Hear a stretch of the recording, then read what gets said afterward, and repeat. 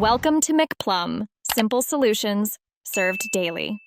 In this video, I will show how to replace a Dodge Charger radiator.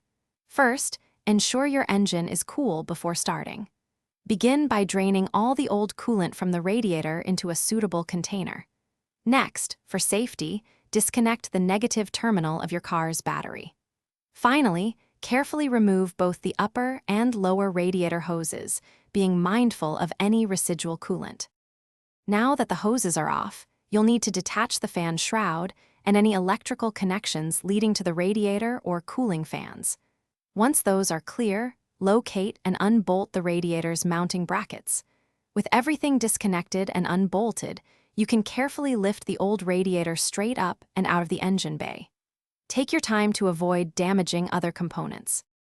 With the old radiator removed, it's time to install the new one. Carefully lower the new radiator into its position, ensuring it seats correctly.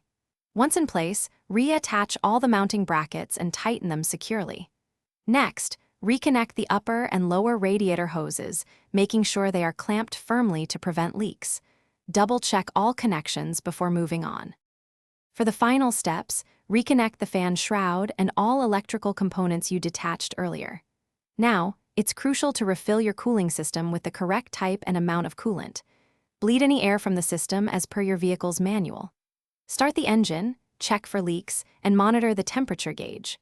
Also, if your car needs a refresh, check the description for a link to Little Tree's black ice and other great deals.